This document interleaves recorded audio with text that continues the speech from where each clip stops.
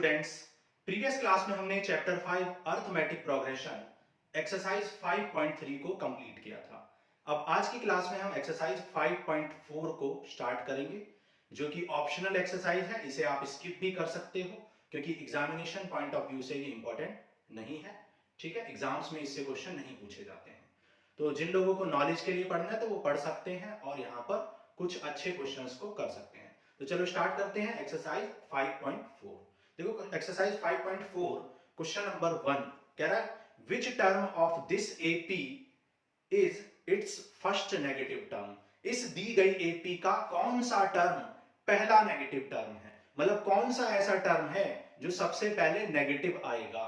ठीक है, ये आपसे पूछा गया है क्वेश्चन नंबर 1 में। देखते हैं कैसे करेंगे। आपको एपी गिवन है, सीरीज आपको गिवन है क्वेश्चन नंबर 1 में। एपी आपको क्या गिवन है 121, 117, 113 डॉट डॉट डॉट। ये आपको सीरीज दी है और आपसे पूछा गया फर्स्ट नेगेटिव टर्म क्या होगा। तो हम लेट करेंगे, लेट फर्स्ट नेगेटिव टर्म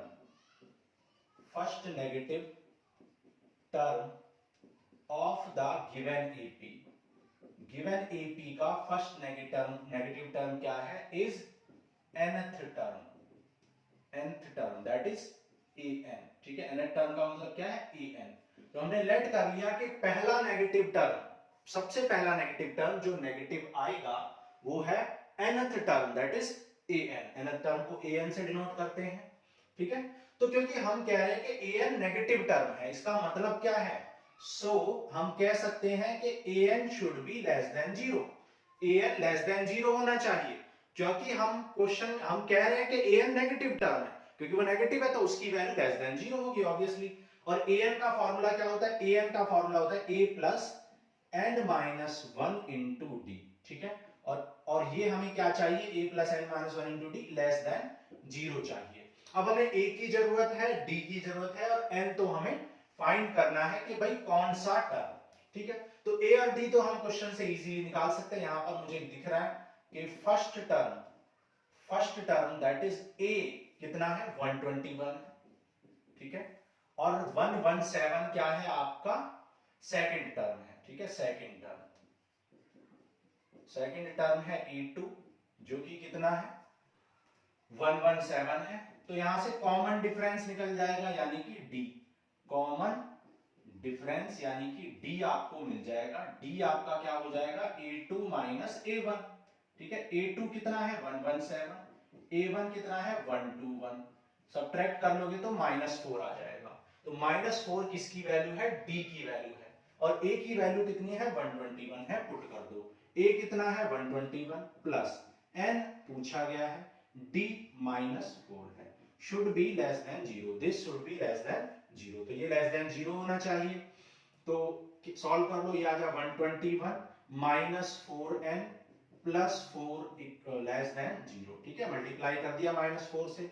अब 121 और 5 कितना हो जाएगा 125 माइनस 4n लेस देन 0। तो 125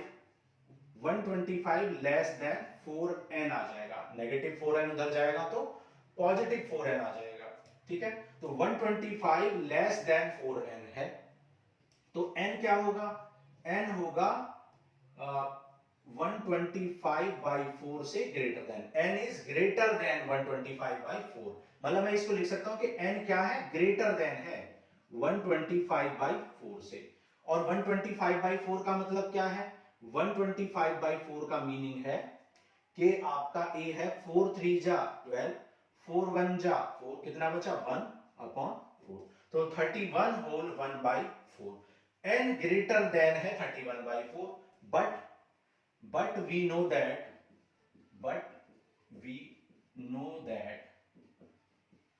n is always natural number. n हमेशा क्या होता है, नेचुरल नंबर, या आप कहें होल नंबर, क्योंकि जीरो भी नहीं हो सकता है।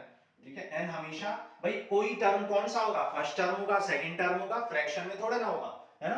कोई भी टर्म फर्स्ट टर्म नहीं हो सकता है। मैंने कहा first person, second person, fifth person, मैं ये नहीं कह सकता कि 3.5 पर्सन, है ना, किसी को मैं 3.5 पर्सन नहीं कह सकता। तो पॉइंट में और फ्रैक्शन में नहीं हो सकता है। सो क्योंकि n greater than 31 point something है, तो यानी n की जो मिनिमम वैल्यू हो जाएगी, सो n की जो मिनिमम वैल्यू हो जाएगी वो क्या हो जाएगी, n की मिनिमम वैल्यू हो जाएगी 32। मतलब 32 सबसे पहला टर्म है जो नेगेटिव आएगा। 32 वो सबसे पहला टर्म है जो क्या आने वाला है, नेगेटिव। आप निकाल भी सकते हो, जब आप फाइंड करोगे an इक्वल टू यहां पर पुट करके, तो आपको नेगेटिव वैल्यू आएगी, लेकिन 31st जब निकालोगे तो वो नेगेटिव नहीं आएगी, पॉजिटिव आएगी। इसका मतलब 32 क्या है, first negative term of this series है। ठीक है, तो ये क्वेश्चन था, अच्छा क्वेश्चन था थोड़ा सा, और ज्यादा कुछ टफ इसमें नहीं था। नोट करो, फिर आगे करते हैं क्वेश्चन नंबर 2। अब देखो क्वेश्चन नंबर 2 कह रहा था sum of the third and seventh term of AP is 6। ठीक है, sum of third term and seventh term is 6। ठीक है, तो क्या गिवन है, नोट कर लेते हैं पहले क्या क्या कंडीशन हमें गिवन है। हमें गिवन है कि the sum of third and seventh term is 6।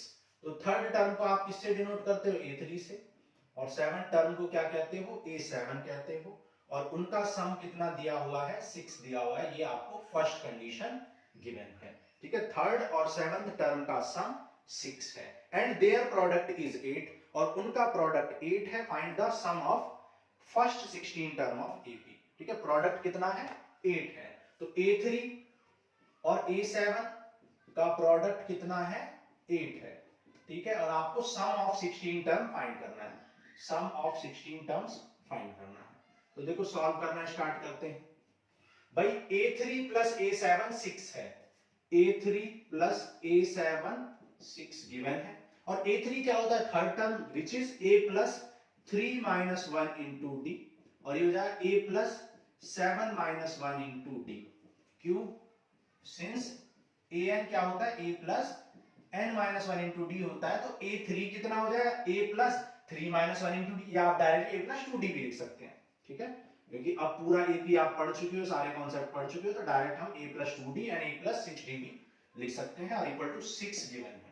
a plus a क्या हो जाएगा, 2a, और 2 प्लस 6 क्या हो जाएगा, 8d इज इक्वल टू 6। आप देख सकते हो यहाँ पर 2 कॉमन है, तो आप 2 कॉमन लेके कैंसिल भी कर सकते हो। तो 2 कॉमन ले लो तो क्या आ जाएगा, a plus 4d equal to 6, तो a प्लस 4d क्या आ जाएगा, 6 अपॉन 2। ठीक है, और a प्लस 4d आपका क्या आ जाएगा, 3 आ जाएगा। ठीक है, this is equation number 1। Now अब आपको एक और कंडीशन क्या गिवन है, एक और कंडीशन आपको गिवन है कि भाई a3 इंटू a7 8 है। ठीक है, a3 इंटू a7 कितना गिवन है, 8 गिवन है। a3 क्या होता है, अभी हमने फाइंड किया, a प्लस 2d, और a7 a प्लस 6d होता है, और इक्वल टू आपको 8 गिवन है। ठीक है, नाउ अब यहां पर आप देख सकते हो कि यहां पर 2 वेरिएबल्स हैं, और 2 ही आपके क्या हैं, अननोन्स, मतलब 2 वेरिएबल्स हैं और 2 ही आपकी इक्वेशन है। तो यहां से आप a की वैल्यू निकाल सकते हो और पुट कर सकते हो, तो d निकल जाएगा। ठीक है, तो यहां से a कितना आ जाएगा, a equal to 3 minus 4d आ जाएगा। ठीक है, ये इक्वेशन नंबर 1 हो गई। तो put the value of a, put the value of a in equation 2। ठीक है, इक्वेशन 2 में हम क्या कर देंगे, a की वैल्यू को पुट कर देंगे। तो a की वैल्यू क्या है, 3 माइनस 4d, तो 3 माइनस 4d प्लस 2d। ठीक है, और a की value again 3 minus 4d plus 6d equal to 8। ठीक है, 3 4 और 2 सब्ट्रैक्ट हो जाएंगे तो क्या आ जाएगा, माइनस 2d आ जाएगा। यहां पर 3 और 4d और 6d ऐड हो जाएंगे तो 2d आ जाएगा इक्वल टू 8। ठीक है, नाउ यहां पर देखो, आप देख सकते हो ये 3 माइनस 2d आ गया, ये 3 प्लस 2d आ गया, तो ये a minus b into a plus b which is a square minus b square equal to 8। ठीक है, तो 3 का स्क्वायर 9, और ये आ जाएगा 4d स्क्वायर। 9 इधर 8 इधर जाएगा तो सब्ट्रैक्ट हो जाएगा, तो 4d square equal to 1, so d square equal to 1 by 4। So यहां से कह सकते हैं d is plus minus 1 by 4, d is plus minus 1 by 2। ठीक है, तो d की वैल्यू आ गई यहां पर। ठीक है, अब d की 2 वैल्यू आई है, तो 2 केस बनेंगे। If d equal to 1 by 2, तो a कितना हो जाएगा, a हो जाएगा 3 माइनस 4d। ठीक है, 3 minus 4d from 1, equation number 1 से। तो 3 माइनस 4d कितना है 1/2, 2 2 जा 4, तो 3 माइनस 2 कितना हो जाएगा 1 आ जाएगा, तो a आ जाएगा 1। अब सेकंड केस में इफ d इज -1/2, अगर d -1/2 है तो यहां से आपको a मिल जाएगा 3 माइनस 4 इंटू -1/2, तो यहां से 3 प्लस 2 यानी कि 5 आ जाएगा, तो यहां पर a आ जाएगा आपका 5। ओके, नाउ अब आपको क्या निकालना था, अब आपको निकालना था सम ऑफ 16 टर्म, ठीक है, सम ऑफ 16 टर्म। तो सम ऑफ 16 टर्म निकाल लो, सम ऑफ 16 टर्म्स। S16 क्या होता है n/2, Sn का फॉर्मूला क्या होता है n/2 twice of a plus n-1 into d, ठीक है। तो S16 कितना हो जाएगा 16/2 2a, a कितना है 1 plus n-1 into D, n यानी कि 16 टर्म्स है, -1 इंटू डी, डी कितना है 1/2 है, ठीक है। तो d आ गया 1/2। फर्स्ट केस हम ले रहे हैं, तो यहां से 2 8 जा 16 प्लस 2 प्लस ये आ जाए 15/2, तो ये आ जाए 2 2 जा 4 एंड 19/2, 2 4 जा 8, तो ये आ जाएगा 76, ठीक है।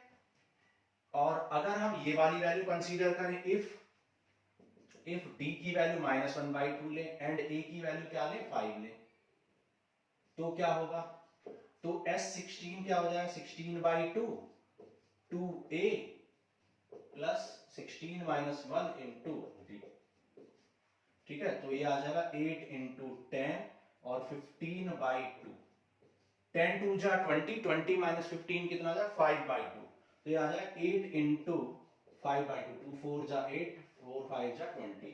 तो दो आंसर पॉसिबल होंगे 76 एंड 20। चेक कर लेते हैं एक बार, ठीक है, आंसर चेक कर लेते हैं। Question number second of exercise 5.4, ठीक है, बिल्कुल सही है। एक आंसर है 20 और एक आंसर क्या है 76 है, क्योंकि यहाँ पर क्वाड्रेटिक इक्वेशन बन गई थी और क्वाड्रेटिक इक्वेशन के हमेशा दो सॉल्यूशन होते हैं। तो हमने d की एक वैल्यू 1/2 कंसीडर की तो a आया 1, और d की वैल्यू -1/2 कंसीडर की तो a आया 5। तो दो केस बनेंगे, जब a की वैल्यू 1 तो d की वैल्यू 1/2, तब S16 की एक वैल्यू आएगी। और सेकंड वैल्यू कब आएगी, जब d की वैल्यू हम क्या लेंगे -1/2 और a लेंगे 5, ठीक है। तो ये हमने कर लिया क्वेश्चन नंबर 2। नोट करो, फिर आगे करते हैं क्वेश्चन 3।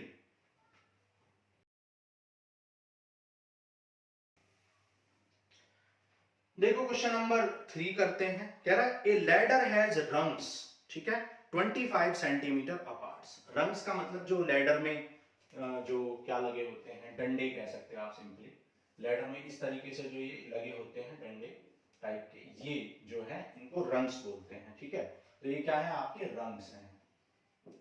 तो एक लैडर में 20 ए ladder has rungs 25 centimetre apart. In rungs की जो डिस्टेंस है वो कितनी है 25 सेंटीमीटर है, ठीक है। ईच रंग की जो डिस्टेंस है एक दूसरे से कितनी है 25 सेंटीमीटर है। कह रहा है the rungs decreases uniformly. Rungs जो है वो यूनिफॉर्मली मतलब एक ही वैल्यू से वो डिक्रीज हो रहे हैं इन लेंथ में, from 45 centimetre at the bottom. Bottom पर जो लेंथ है वो कितनी है 45 सेंटीमीटर है। बॉटम वाले रंग की लेंथ कितनी है 45 सेंटीमीटर है। एंड आगे कह रहा है कि at the bottom to 25 centimetre at the top, और टॉप पर कितना है 25 सेंटीमीटर है, ठीक है। तो यहां पर इस तरीके से कुछ रंग्स दे रखे हैं, ठीक है। तो ये हो गया, ठीक। फिर आगे क्या कह रहा है, if the top and bottom rungs are 2.5 metre apart. If the top and bottom rungs यानी सबसे ऊपर वाला रंग और सबसे नीचे वाला रंग, टॉप एंड बॉटम के जो रंग है वो कितने डिस्टेंस पर है 2.5 मीटर की डिस्टेंस पर है, ठीक है। 2.5 मीटर के सेपरेशन पर ये है, okay. What is the length of the wood required for the rungs, ठीक है। रंग्स के लिए कितनी वुड की रिक्वायरमेंट होगी, ये आपसे पूछा गया है। तो ये हमारा है क्वेश्चन नंबर 3। क्वेश्चन आपको समझ में आ गया। एक लैडर है, उस लैडर में कुछ रंग्स हैं, मतलब ये जो लगे हुए हैं ये रंग्स हैं। सबसे जो बॉटम वाला रंग है उसकी लेंथ 45 सेंटीमीटर है, टॉप वाले की 25 सेंटीमीटर है। बॉटम और टॉप का जो रंग है उनके बीच की डिस्टेंस 2.5 मीटर है, और ईच रंग की जो डिस्टेंस है, ये सारी डिस्टेंस कितनी है, 25 सेंटीमीटर है। ठीक है, ये सब 25 सेंटीमीटर अपार्ट है। ओके, तो यहां सबसे पहले हम क्या निकालेंगे, नंबर ऑफ रंग्स निकालेंगे। ठीक है, नंबर ऑफ रंग्स। भाई कितने रंग्स हैं, भाई आपको ये पूछा गया कितनी वुड की रिक्वायरमेंट होगी इन रंग्स को बनाने में। आप जानते हो कि रंग्स को बनाने में कितनी वुड की रिक्वायरमेंट होगी, ये तभी पता चलेगा, पहले ये तो पता चले कि रंग्स हैं कितने, ये डंडे हैं कितने, तभी तो पता चलेगा कि कितनी वुड की रिक्वायरमेंट होगी। ठीक है, तो नंबर ऑफ रंग्स निकालने पड़ेंगे। अब नंबर ऑफ रंग्स कैसे निकालोगे, देखो ये बात आपको समझनी है।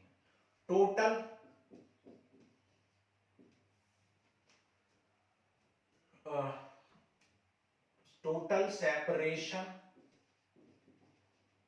या आप कह सकते हो सिंपली सेपरेशन बिटवीन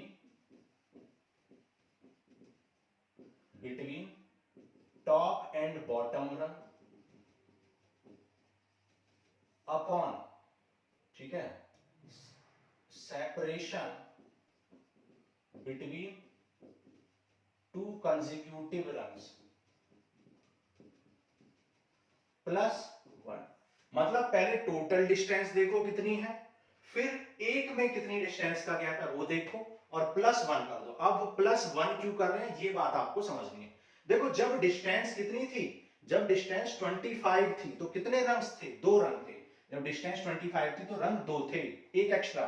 जब जब 3 रंग है तो आप देख सकते हो डिस्टेंस कितने, 25 एंड 25, तो एक रंग एक्स्ट्रा आएगा हमेशा। एक जो ये डंडा है ये हमेशा क्या आएगा, एक्स्ट्रा आएगा। आप देख सकते हो कि मान लो ये डिस्टेंस 75 सेंटीमीटर है, तो फर्स्ट यहां पर होगा, फिर सेकंड यहां होगा, ठीक है, और फिर थर्ड यहां होगा, फोर्थ यहां। तो कितने रंग्स बन गए, 4 बन गए, जबकि डिस्टेंस कितनी थी, 75 थी। तो एक रंग हमेशा एक्स्ट्रा बनेगा, क्योंकि एक रंग हमेशा स्टार्टिंग पॉइंट पर बनेगा, और बाकी रंग 25 के डिस्टेंस पर बनेंगे, इसलिए एक रंग हमेशा एक्स्ट्रा बनेगा जितनी भी डिस्टेंस होगी। टोटल डिस्टेंस कितनी है, टोटल सेपरेशन कितना है, 2.5 मीटर। एक के बीच में सेपरेशन कितना है, 2 कंसेक्यूटिव के बीच में 25 सेंटीमीटर प्लस 1। ठीक है, 2.5 का मतलब क्या होता है, 5/2, और इंटू 100 कर देंगे तो ये आ जाएगा सेंटीमीटर में, क्योंकि नीचे सेंटीमीटर में ऊपर मीटर में, तो दोनों को हमने सेंटीमीटर में चेंज कर दिया, प्लस 1। अब देखो 2 से कैंसिल कर दो, 50, 25 2 जा, 5 2 जा 10, 10 एंड 1 क्या हो जाए 11, तो 11 रंग्स होंगे टोटल। टोटल कितने रंग्स होंगे, 11 रंग्स होंगे। ठीक है, अब आपको ये समझना है कि टोटल रंग्स तो 11 है, लेकिन हमें डिस्टेंस निकालनी है। हमें एक बात ये भी पता है कि ये इक्वली डिक्रीज हो रहे हैं। ठीक है, ये जो डिक्रीज हो रहे हैं वो इक्वल, मतलब इक्वल लेंथ से डिक्रीज हो रही है इनकी लेंथ। ठीक है, फर्स्ट की लेंथ कितनी है, लेंथ ऑफ फर्स्ट रंग कितना है, लेंथ ऑफ फर्स्ट रंग, भाई पहले रंग की लेंथ कितनी है, 45 सेंटीमीटर है, गिवन है। ठीक है, लेंथ ऑफ लास्ट रंग, लास्ट रंग की डिस्टेंस कितनी है, 25 सेंटीमीटर है। ठीक है, और इनका जो नंबर ऑफ रंग्स कितने हैं, नंबर ऑफ रंग्स आप निकाल ही चुके हो, नंबर ऑफ रंग्स। ठीक है, अब आपको क्या निकालना है कि भाई इन सब रंग्स की डिस्टेंस का सम कितना है, तो सम ऑफ रंग्स, ठीक है, sum of length of rungs, sum of length of rungs. अब यहां पर एक बात आपको समझनी है कि ये एपी बनाएंगे। ठीक है, यहां पर लिख देंगे, मेंशन कर देंगे, the rungs of ladder forms, ठीक है, forms an AP as length is decreasing, क्योंकि लेंथ डिक्रीज हो रही है यूनिफॉर्मली। ठीक है, यूनिफॉर्मली, क्योंकि लेंथ आपकी यूनिफॉर्मली डिक्रीज हो रही है, और जब भी कोई चीज यूनिफॉर्मली डिक्रीज होती है या इंक्रीज होती है तो वो एपी बनाती है। इसलिए सम ऑफ लेंथ के लिए हम क्या लगाएंगे, सम का फॉर्मूला लगाएंगे, और सम का फॉर्मूला क्या होता है, n/2 into first term plus last term. यहाँ पर n कितना है, नंबर ऑफ रंग्स कितने हैं 11/2, फर्स्ट की लेंथ कितनी है 45 और लास्ट की लेंथ कितनी है 25, 45 एंड 25 कितना हो जाएगा 70, तो याद है 11/2 इंटू 70, 2 से कैंसिल कर दो तो 11 इंटू 35, 11 5 जा 55 बचा 5, 11 3 जा 35 एंड 5 38, तो 385 क्या हो जाएगी, जो भी यूनिट हमने क्या कंसीडर किया सेंटीमीटर, तो 385 सेंटीमीटर की लेंथ हो जाएगी इन रंग्स की। मैं फिर से आपको समझा देता हूं, क्योंकि ये जो रंग है इसकी लेंथ 45 सेंटीमीटर है, क्वेश्चन ने बोला है कि लेंथ डिक्रीज हो रही है यूनिफॉर्मली, तो ये 45 है तो ये कितनी होगी 45 से कुछ कम, फिर ये 45 से उतना ही कम, तो ये बराबर लेंथ से डिक्रीज हो रही है। फर्स्ट लेंथ कितनी है 45, लास्ट की लेंथ कितनी है 25, क्योंकि बराबर लेंथ से डिक्रीज हो रही है इसका मतलब एपी बनाएंगे, और कितनी रंग्स हैं कितने डंडे हैं ऐसे 11 है, तो 11/2 into first term plus last term, और यहां से हमने सम निकाल लिया विच इज 385 सेंटीमीटर। समझ आ गया? फिर आगे करते हैं क्वेश्चन नंबर 4, नोट करो।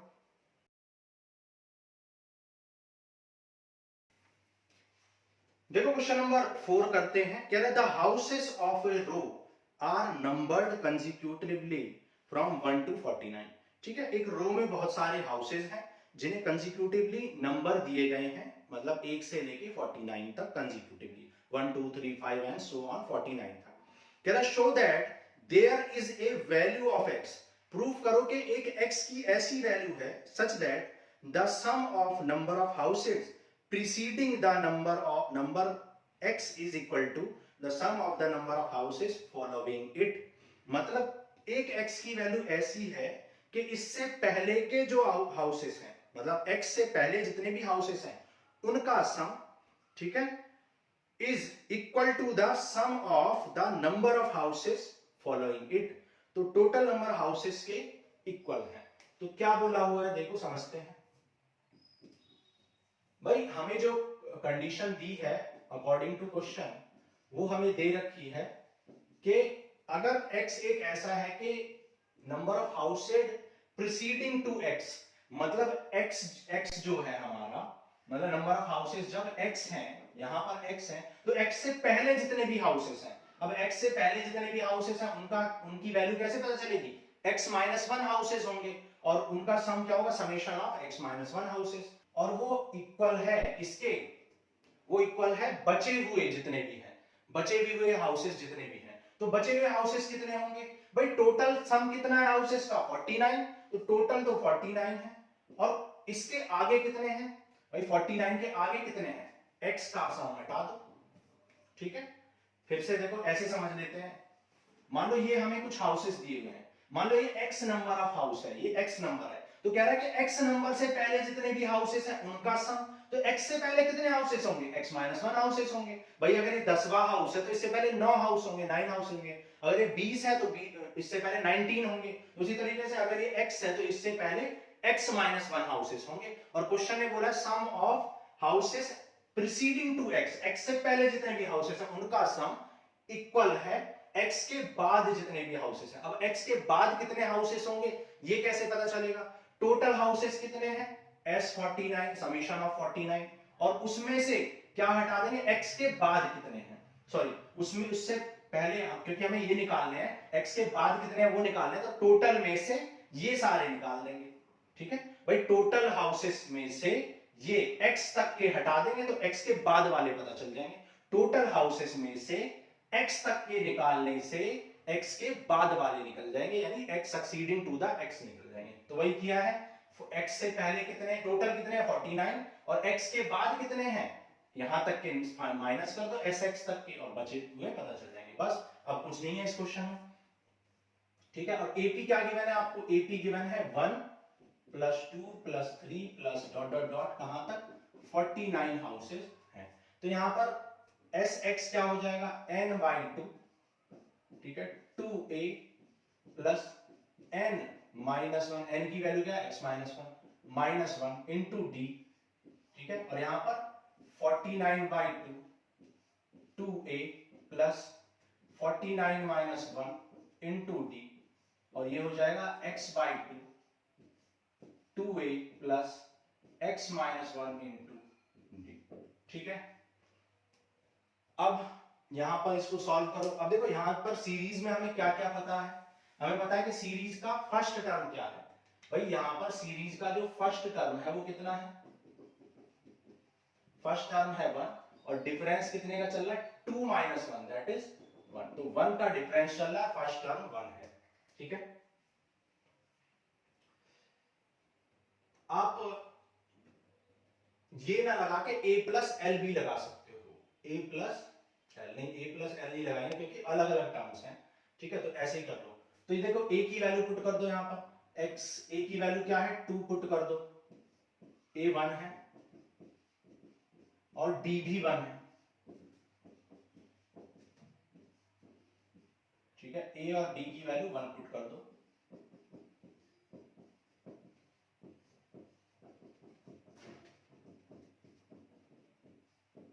ठीक है, a और d दोनों हमने 1 पुट कर लिया। अब सॉल्व कर लो। देखो ये क्या आ जाए 2 प्लस एक्स माइनस 2, 2 से 2 कैंसिल। ठीक है, और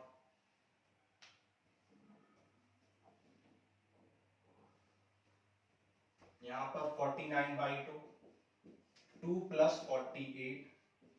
ठीक है, 2 plus 48 minus x by 2, 2 plus x minus 1। ठीक है, तो क्या बचेगा यहाँ पर x into x minus 1/2 equal to 49/2 into 50। ठीक है, माइनस एक्स बाई 2 और हो जाए x प्लस 1। इन दोनों टर्म्स को इधर ले आओ, तो यहाँ पर सॉल्व करेंगे इसको, x माइनस एक्स ये हो जाएगा इधर आके पॉजिटिव और बाई 2। यहां से ये हो जाएगा 49, 2 से 2 कैंसिल नहीं करेंगे तो 2 से 2 कैंसिल ही हो जाएगा, यहाँ पर डिनोमिनेटर से 2 से 2 कैंसिल हो जाएगा। सॉल्व कर लो इसको, x कॉमन है तो x कॉमन लोगे तो क्या हो जाएगा x minus 1 plus x plus 1 equal to 49 into 50। 1 से 1 कैंसिल, x प्लस x क्या हो जाएगा 2x equal to 49 into 50। So 2x square आ जाएगा 49 इंटू 50, कैंसिल कर दो 2 से, x स्क्वायर आ जाएगा 49 इंटू 25। तो x की वैल्यू क्या आ जाए 49 का रूट 7 और a 5, तो कितना आ जाए 35। और x की वैल्यू ही आपसे पूछी गई थी। ठीक है, तो x की वैल्यू आपसे पूछी गई थी। ये हो गया आपका क्वेश्चन नंबर 4। नोट करो, फिर आगे करते हैं क्वेश्चन 5।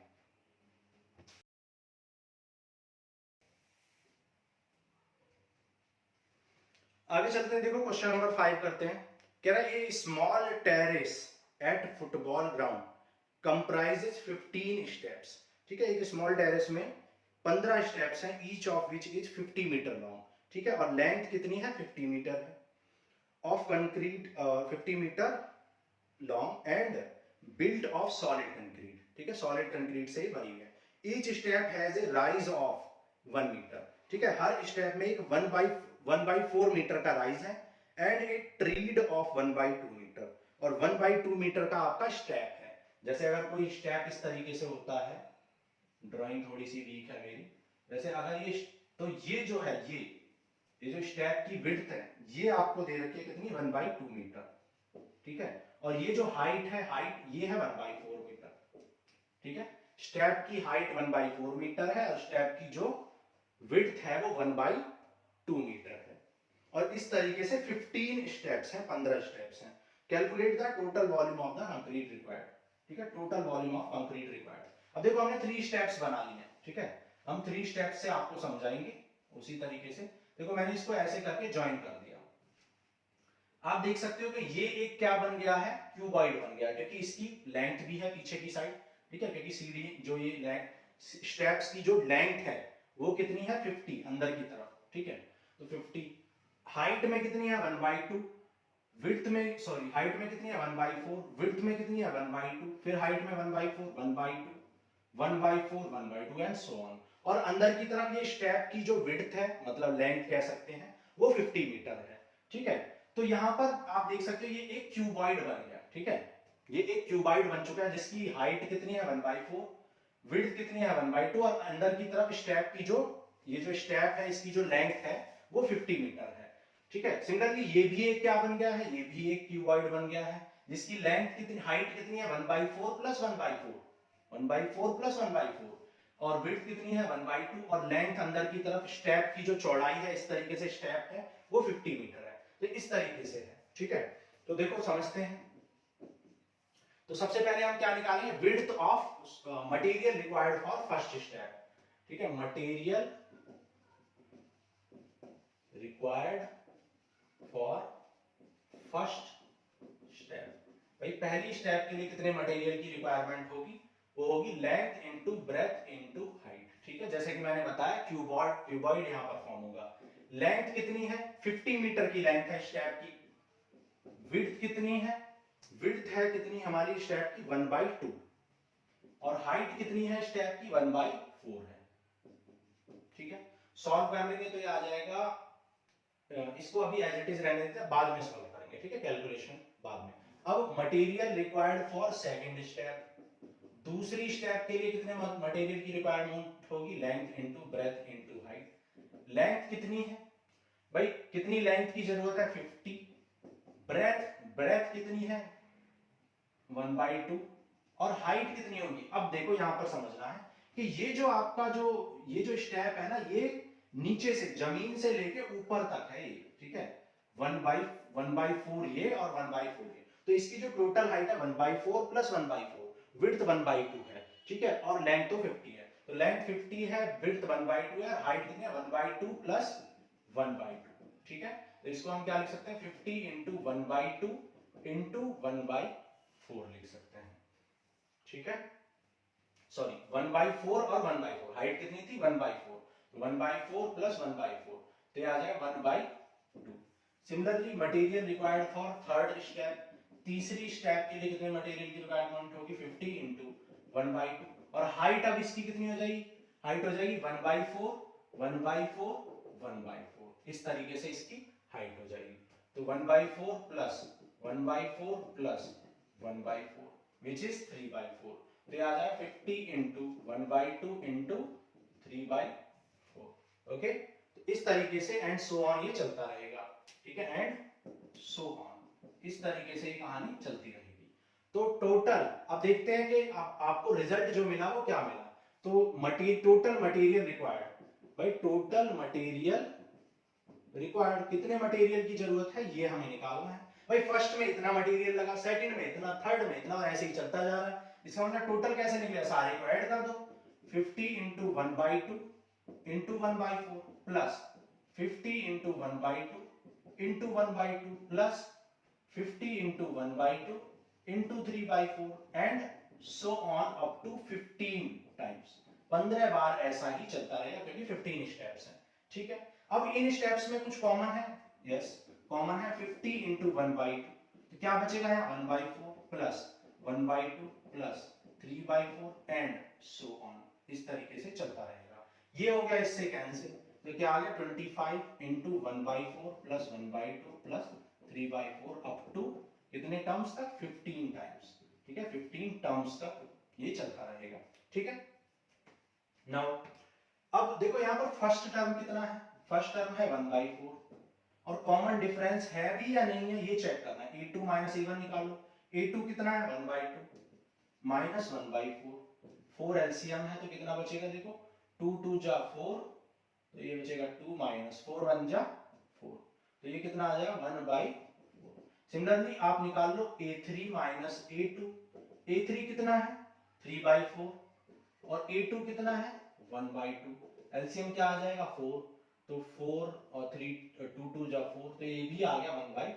सो क्योंकि देखो कॉमन डिफरेंस इक्वल है, सिंस d, और आप कह सकते हो since a2 minus a1 equal है a3 माइनस a2 के, so given series forms an AP, ठीक है, गिवन सीरीज एपी बनाती है, तो एपी बनाती है तो यहां पर सम ऑफ एपी का फॉर्मूला लगा दो, 25 क्या होता है n/2, n/2 मतलब 15/2, 2a plus 15 minus 1 into D, difference कितने का चल रहा है 1/4 का चल रहा है, 1/4 यहां पर कॉमन है तो 1/4 कॉमन ले लो, तो 25 इंटू 15/2 और 1/4 आ गया कॉमन, इंटू क्या बच जाएगा 1/4 कॉमन लेने से 2 प्लस 14, 2 प्लस 14 बच जाएगा, और 2 प्लस 14 का मतलब क्या होता है 16, तो ये बचेगा 25 इंटू 15/2 इंटू 1/4 इंटू 16, 4 2 जा 8, 8 2 जा 16,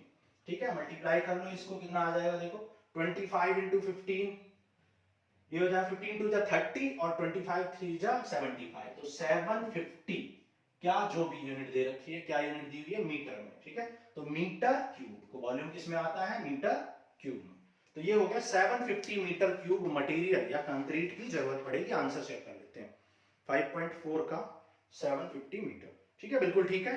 तो ये हो गया हमारा this ends with your arithmetic progression, that is chapter number 5 and exercise 5.4 भी कंप्लीट हो गया, ठीक है। तो आज की क्लास में इतना ही। अब नेक्स्ट क्लास में हम मिलेंगे और करेंगे चैप्टर 6 ट्रायंगल्स। Thank you.